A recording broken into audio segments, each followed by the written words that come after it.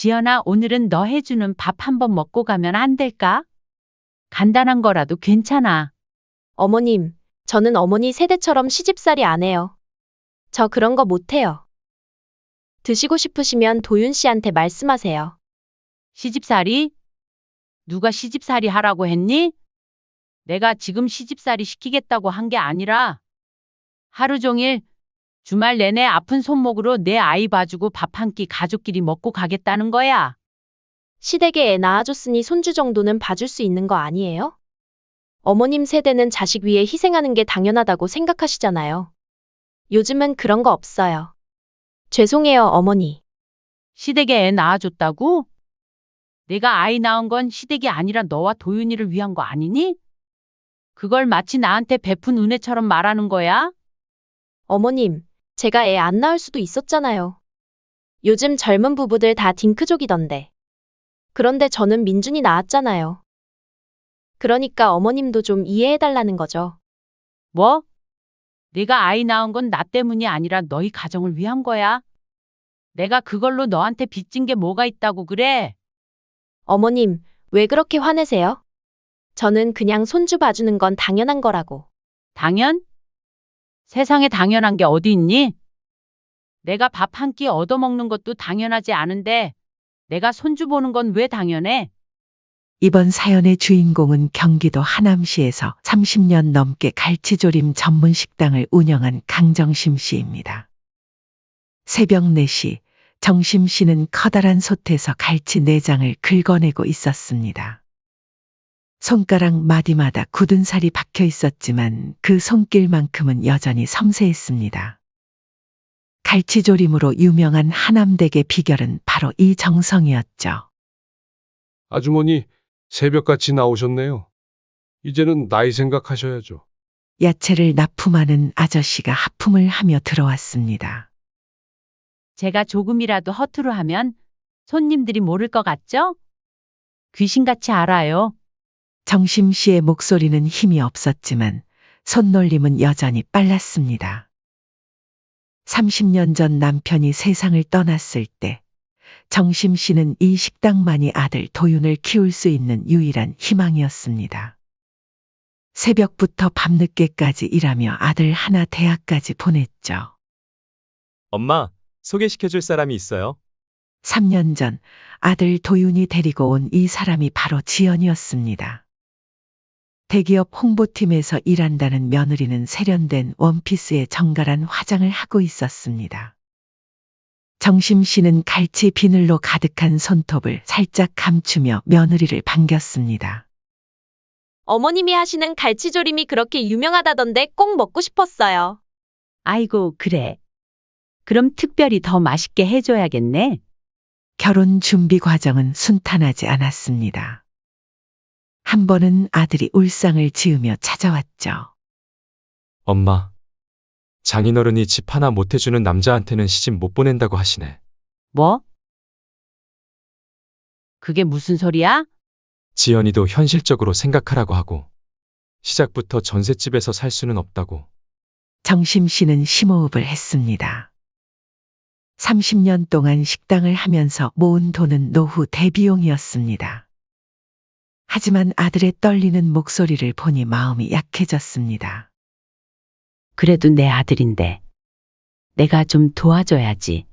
결국 정심 씨는 식당을 정리하고 서울 강동구에 아파트를 사줬습니다.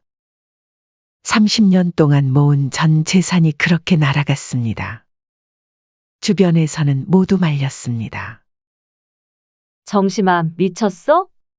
노후 자금까지 다 털어서 사주면 어떻게 하려고? 그래도 내 아들인데 내가 이렇게 안 해주면 언제 내 집 가져보겠어? 결혼 후 며느리는 전업주부가 되었습니다. 아이와 집안일에 전념하고 싶어요. 라는 말에 정심 씨는 고개를 끄덕였습니다. 자신도 그렇게 살았다면 아들을 더 잘 돌볼 수 있었을까 생각하며 며느리를 응원해 주었죠. 축하해. 민준이라니 좋은 이름이다. 손자가 태어났을 때 정심 씨는 기뻤습니다. 아들이 아버지가 된다는 것이 신기했고 손자의 작은 손을 잡으며 새로운 희망을 느꼈습니다. 어머님, 제가 민준이 좀 봐주실 수 있을까요? 의원 예약이 있어서. 처음에는 가끔이었습니다. 하남에서 강동까지 지하철을 2번 갈아타고 왕복 2시간이 걸렸지만 정심 씨는 기꺼이 갔습니다. 부탁 들어주셔서 감사해요, 어머님. 뭘 당연하지. 걱정하지 말고 잘 다녀오거라. 하지만 상황은 점점 변했습니다. 일주일에 1~2번이던 것이 3번이 되었고 1시간이던 것이 반나절이 되었습니다. 정심 씨는 점점 피로감을 느꼈습니다. 도윤아, 지연이는 전업주부면서 왜 이렇게 손주 봐달라는 일이 많니? 어느 날 아들과 전화통화를 하면서 정심 씨는 조심스레 물었습니다. 엄마, 그게 지연이가 출산하고 얼마 안 돼서 힘들다고 해서요. 엄마가 좀 지연이 이해해 주세요. 산후우울증 같은 것도 있고. 정심 씨는 한숨을 내쉬었습니다.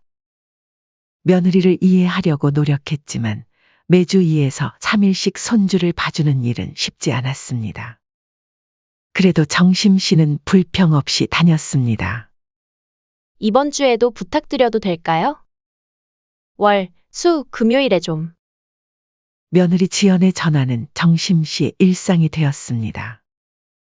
정심 씨는 몸이 지치고 힘들어도 그럼 당연하지 라며 웃었습니다. 자신이 먼저 나서서 며느리를 이해해주면 서로 이해하며 잘 살 수 있을 거라는 믿음 때문이었죠. 어머님, 정말 감사합니다. 저도 좀 쉬었다가 금방 올게요. 지연은 항상 이렇게 말하고 나갔습니다. 정심 씨는 하루 종일 손주를 돌보며 집안일까지 했지만 이상하게도 밥 한 끼 대접받은 적이 없었습니다. 며느리가 돌아오면 오늘도 감사합니다. 라고 말만 하고 정심 씨를 보내버렸죠. 정심 씨는 결국 편의점에서 삼각김밥으로 끼니를 때우곤 했습니다. 한 번은 손주를 봐주러 간 정심 씨는 냉장고를 열어보았지만 거의 비어 있었습니다. 결국 편의점에 가서 도시락과 주스를 사왔고 손자 옷까지도 더러워서 세탁기에 돌렸습니다. 이런 식으로 돈을 쓰는 일이 잦아지자 정심 씨의 얇은 지갑은 더욱 가벼워졌습니다. 점점 정심 씨는 기저귀도 사가고 이유식도 직접 만들어 먹이고 반찬도 싸들고 다녔습니다. 해가 저물어 지하철을 탈 때면 정심 씨는 피곤함에 절로 눈이 감겼습니다. 집에 도착하면 이미 밤 9시가 넘어 있었고 지친 몸을 이끌고 스스로 저녁을 챙겨 먹어야 했습니다. 정심 씨는 그렇게 하루하루를 견뎌냈습니다. 하지만 마음 한구석에서는 서운함이 자라나고 있다는 걸 그때는 몰랐죠. 민준이가 태어난 지 6개월이 지났습니다. 그 사이 정심 씨는 이제 할머니 루틴이라는 것이 생겼습니다. 월요일, 수요일, 금요일은 강동구 아들 집에서 손주를 돌보는 날이었죠. 아침 7시에 일어나 간단히 씻고 지하철을 2번 갈아타며 2시간을 들여 9시 30분쯤 아들 집에 도착했습니다. 어머님, 오셨어요? 전 좀 이따 나갈게요. 점심은 냉장고에 김치 있고 쌀 있으니까 알아서 해 드세요. 지연은 항상 정심 씨가 도착하자마자 파우치와 핸드백을 챙겨 나갔습니다. 손주를 봐주러 오는 시어머니에게 차 한 잔 권하는 일도 없었죠. 그래, 잘 다녀와. 정심 씨는 이미 익숙해진 일상에 담담히 대응했습니다. 처음에는 바쁜가 보다라고 생각했지만 이제는 그냥 그러려니 했습니다. 아들 도유는 출근하고 없었고 며느리는 전업주부라면서도 항상 바빴습니다. 우리 민준이 할머니 왔네? 오늘 뭐 하고 놀까? 정심 씨는 손주를 품에 안으며 웃었습니다. 민준이의 웃는 모습은 어릴 적 도윤이와 똑같았습니다. 아직 말을 못하는 민준이었지만 두 눈을 동그랗게 뜨고 할머니를 보는 모습이 정심 씨의 마음을 녹였습니다. 오전 내내 정심 씨는 손주와 놀아주고 이유식을 먹이고 기저귀를 갈았습니다.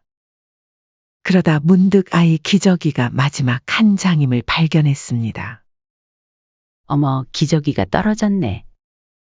정심 씨는 민준이를 안고 근처 마트에 가서 기저귀를 샀습니다. 살 때마다 느끼는 거지만 기저귀는 참 비쌌습니다. 정심 씨의 얇은 지갑에서 10,000원짜리 2장이 나갔습니다. 민준아, 할머니가 맛있는 이유식 해줄게. 집에 돌아와 정심 씨는 냉장고를 열어보았습니다. 안에는 시든 채소 몇 개와 먹다 남은 배달음식 통이 전부였습니다. 결국 정심 씨는 자신이 싸온 당근과 감자로 이유식을 만들었습니다.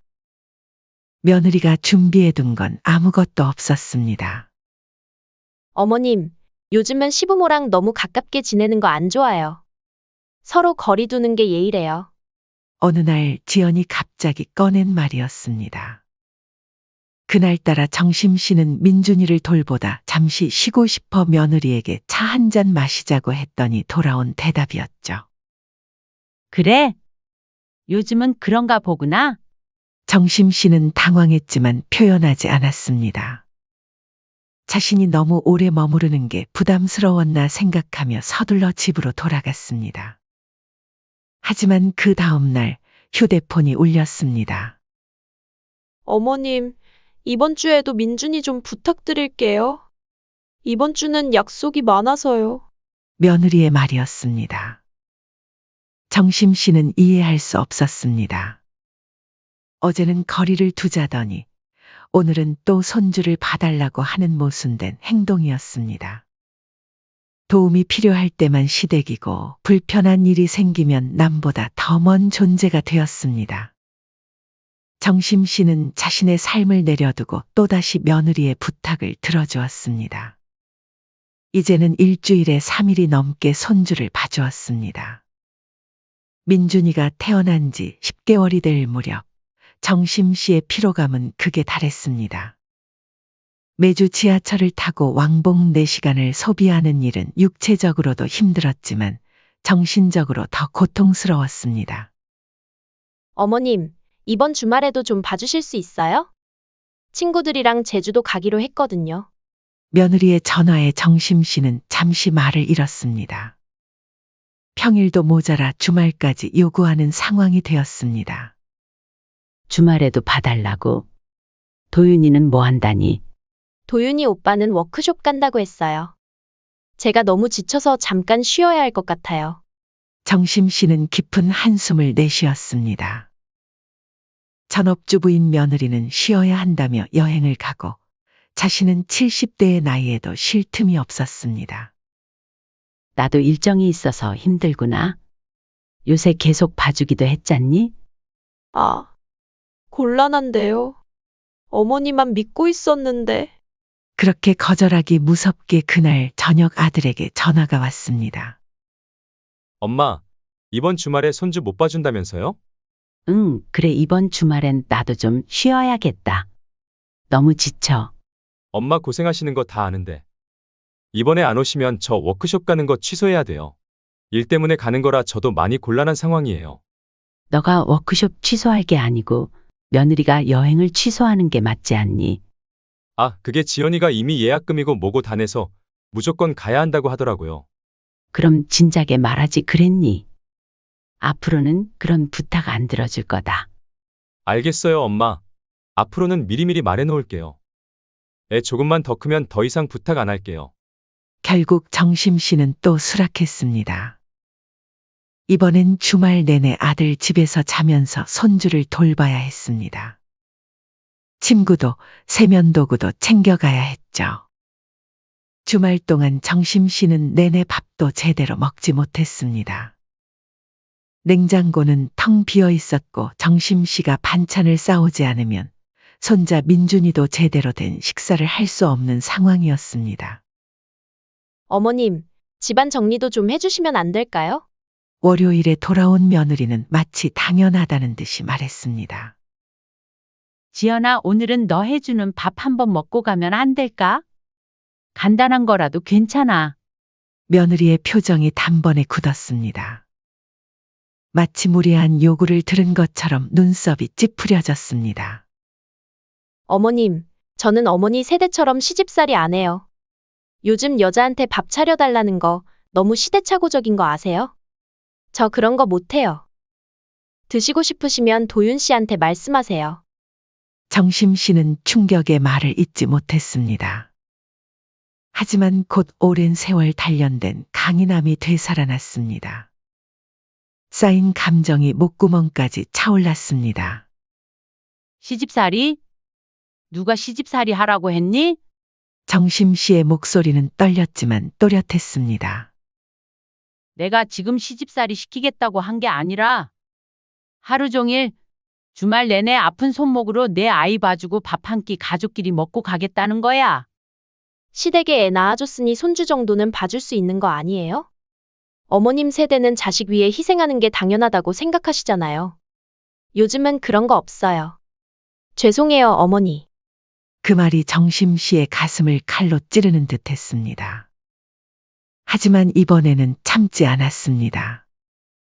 시댁에 애 낳아줬다고? 내가 아이 낳은 건 시댁이 아니라 너와 도윤이를 위한 거 아니니? 그걸 마치 나한테 베푼 은혜처럼 말하는 거야? 며느리 지연은 어깨를 으쓱하며 대꾸했습니다. 어머님, 제가 애 안 낳을 수도 있었잖아요. 요즘 젊은 부부들 다 딩크족이던데. 그런데 저는 민준이 낳았잖아요. 그러니까 어머님도 좀 이해해달라는 거죠. 뭐? 내가 아이 낳은 건 나 때문이 아니라 너희 가정을 위한 거야. 내가 그걸로 너한테 빚진 게 뭐가 있다고 그래? 며느리는 눈을 동그랗게 뜨며 놀란 척했습니다. 어머님, 왜 그렇게 화내세요? 저는 그냥 손주 봐주는 건 당연한 거라고. 당연? 세상에 당연한 게 어디 있니? 내가 밥 한 끼 얻어먹는 것도 당연하지 않은데 내가 손주 보는 건 왜 당연해? 며느리의 얼굴이 붉어졌습니다. 하지만 물러서지 않고 오히려 목소리를 높였습니다. 어머님, 저는 아침부터 저녁까지 집안일하고 민준이 보느라 정말 힘들어요. 어머님은 하루 몇 시간 봐주시는 것뿐인데 왜 그렇게 예민하게 구시는 거예요? 정심 씨는 어이가 없어 웃음이 나왔습니다. 몇 시간? 난 아침 7시에 일어나서 9시에 여기 도착해서 저녁 7시까지 꼬박 10시간을 내 아이 봐주고 있어. 넌 뭐 하느라 그렇게 힘들다는 거니? 오늘도 여행하고 쇼핑하고 돌아오지 않았니? 저도 제 시간이 필요하다고요. 어머님은 이해 못 하시겠지만 요즘 엄마들은 자기 케어도 중요하게 생각해요. 그리고 저는 도윤 오빠랑 결혼할 때 어머님이 이런 식으로 간섭하실 줄 몰랐어요. 간섭? 내가 지금 뭘 간섭했니?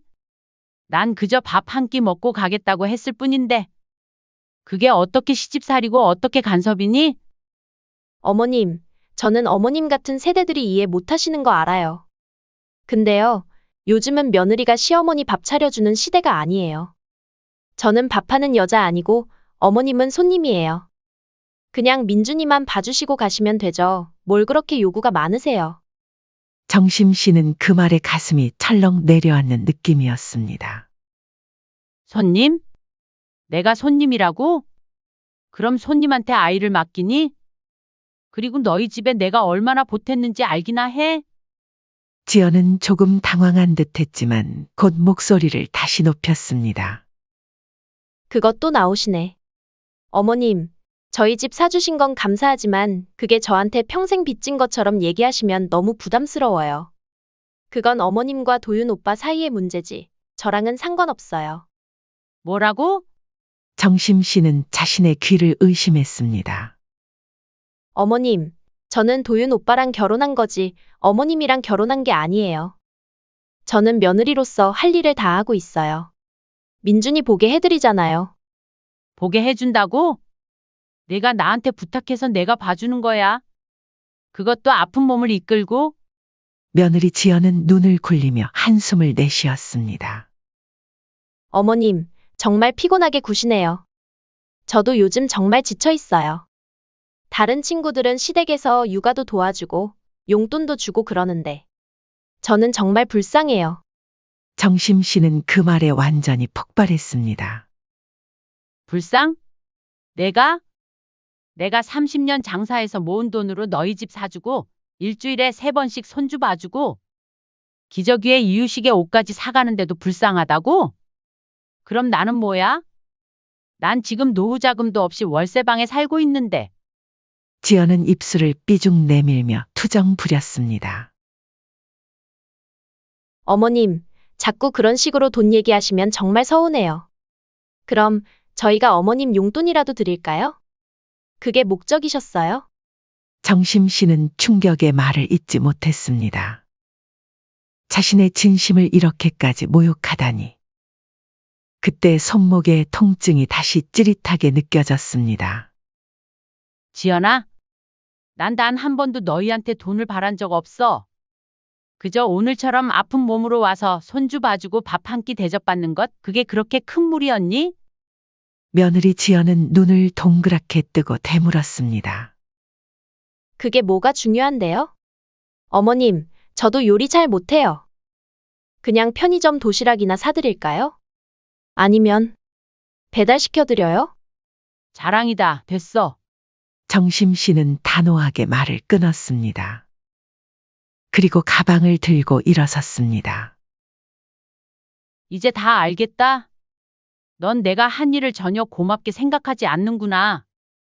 밥 한 끼 차려주는 것조차 그렇게 큰 부담이라면 내가 너희 집에 올 이유도 없겠네.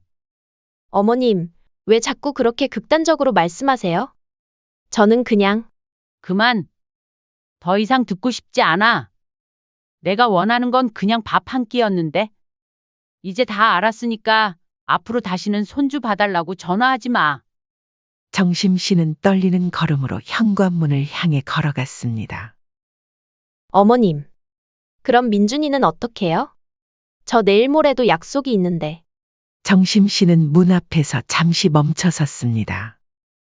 그리고 빙그레 웃으며 돌아보았습니다. 그건 내 문제지. 내 문제는 아니야. 지연아, 넌 나한테 손님이라고 했잖아. 손님은 이제 돌아간다.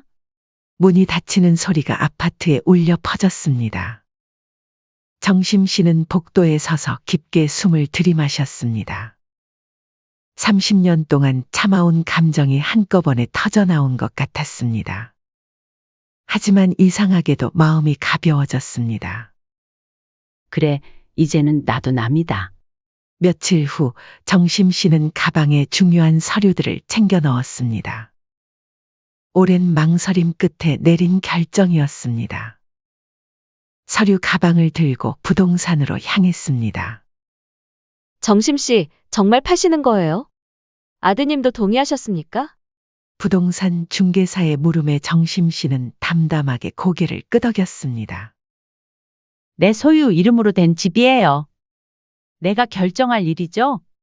강동구 신축 아파트면 매물 나오자마자 팔릴 겁니다. 가격은 어떻게 생각하고 계세요? 정심 씨는 이미 시세를 알아본 상태였습니다. 아파트를 구입했을 때보다 가격이 많이 올랐더군요. 금액을 말하자 중개사는 만족스러운 표정을 지었습니다. 좋습니다. 오늘 매물 올리고 내일부터 보여드릴게요. 부동산에서 나온 정심 씨는 휴대폰을 꺼내 아들에게 전화를 걸었습니다. 통화음이 3번 울리고 나서야 도윤이 전화를 받았습니다. 엄마, 무슨 일이야? 나 지금 회사라. 그 집 정리할 거야. 민준이도 앞으로는 안 볼 거니 그리 알 거라. 말을 끝내고 전화를 끊었습니다. 몇 초 후 다시 휴대폰이 울렸지만 정심 씨는 받지 않았습니다. 평소 며느리 눈치를 보며 말 한마디 제대로 못하던 아들이었으니까요. 집으로 돌아가는 길, 정심 씨는 카페에 들어가 따뜻한 커피 한 잔을 주문했습니다. 창가 자리에 앉아 천천히 커피를 마시며 생각에 잠겼습니다. 30년간의 장사를 통해 모은 돈으로 아들에게 사준 집. 그 집을 팔겠다는 결정이 쉽지는 않았습니다. 하지만 며느리의 태도는 정심 씨의 마음에 깊은 상처를 남겼습니다. 휴대폰이 또다시 울렸습니다. 이번에는 며느리 지연이었습니다. 정심 씨는 잠시 망설이다 전화를 받았습니다. 어머님, 도대체 무슨 생각이세요? 집을 파시겠다고요? 밥 한 끼 안 해줬다고 집까지 파세요? 너무하신 거 아니에요? 며느리 지연의 목소리는 다급했습니다. 평소에 교만함은 온데간데없고 당혹감과 공포가 섞인 목소리였습니다. 정심 씨는 차분하게 대답했습니다. 남빚 갚으란 말 안 했어. 따뜻한 밥 한번 받아보고 싶었을 뿐이야. 그게 그렇게 힘들었다면 이제 우리 관계도 여기까지지. 어머님, 그때는 제가 좀 예민했어요. 어머님이 갑자기 그러셔서 당황했던 거예요. 제가 사과할게요. 그러니까 집은 이미 매물로 올라갔어. 내일부터 사람들이 볼 거야. 전화 너머로 지연의 숨이 멎는 소리가 들리는 듯했습니다. 어머님, 우리 그럼 어디서 어떻게 살아요? 도윤 오빠 월급으로는 강동구에 집 구할 수 없잖아요. 제발 다시 생각해 보세요. 정심 씨는 씁쓸하게 웃었습니다. 그럼 너도 이제 일을 다시 해야겠구나. 아니면 작은 평수로 이사를 가든지. 그날 저녁 아들 도윤이 직접 찾아왔습니다. 얼굴이 상기되어 있었고 눈에는 당혹감이 역력했습니다. 엄마, 이게 무슨 짓이에요? 우리 집을 왜 파시려고 해요? 정심 씨는 차분하게 아들을 맞이했습니다. 내 집이야, 도윤아. 내가 팔고 싶으면 팔 수 있는 거지. 뭘 새삼스레 그러니? 누가 보면 너 집을 파는 것처럼 들리겠다. 하지만 엄마, 그건 우리 가족을 위해 사준 거잖아요. 지연이가 엄마한테 좀 실수했다고 해서 이렇게까지 하시는 거예요? 정심 씨는 아들의 말에 깊은 실망감을 느꼈습니다. 아들마저도 자신의 마음을 이해하지 못하고 있었습니다. 실수? 그게 단순한 실수였다고 생각하니? 내 아내는 내가 밥 한 끼 먹고 가겠다는 말에 시대착오적이라고 했어. 그리고 내가 손주 봐주는 건 시댁에 애 낳아줬으니 당연한 거라고 말했어. 그런데도 이게 단순한 실수야? 도윤은 머리를 극적이며 변명했습니다. 엄마, 지연이가 좀 예민한 성격이긴 해요. 하지만 그게 엄마가 집을 팔아야 할 이유가 되나요? 지연이도 반성하고 있어요. 지연이가 아니라 네가 반성해야 할 것 같구나, 도윤아. 내 아내가 나한테 그렇게 대할 동안 넌 더 부추기지 않았니? 손주 봐주는 게 당연하다는 듯이? 너부터가 나를 그렇게 대하는데 내 아내가 퍽이나 잘 대해주겠다. 엄마, 요즘은 부모님께 모든 걸 바치는 시대가 아니에요. 아시면서 왜 그러실까? 저희도 저희 삶이 있고, 지연이는 그냥 요즘 사람들의 가치관을 가진 거예요. 정심 씨는 쓴웃음을 지었습니다. 요즘 가치관? 그럼 내 가치관은 내 돈으로 산 집을 내 마음대로 처분하는 거야. 내 삶도 있으니까. 도윤은 갑자기 목소리를 높였습니다. 엄마, 이건 너무 이기적인 거예요. 민준이는 어떡해요? 걔는 아무 잘못 없잖아요. 내 아이는 네가 책임져야지. 왜 나한테 물어보니? 너희 둘이 책임지면 되잖아. 도윤은 속이 상한 듯 고개를 저었습니다. 엄마, 전 항상 엄마가 현명하고 따뜻한 분이라고 생각했어요. 근데 이건 정말 실망이에요. 정심 씨는 그 말에 가슴이 아팠지만 더 이상 물러설 수 없었습니다. 나도 너한테 실망했다, 아들아. 내가 내 마음을 이해해 주길 바랐는데. 하지만 이제 알겠구나. 너희에게 난 그저 손주 봐주고 돈 주는 사람일 뿐이었던 거지. 도윤은 문 앞에서 마지막으로 한마디를 던졌습니다. 지연이 말이 맞았나 봐요. 엄마 세대는 정말 이해하기 힘들어요.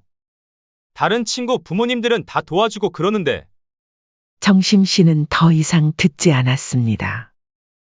문을 닫고 혼자 남은 집에서 정심 씨는 깊은 숨을 내쉬었습니다.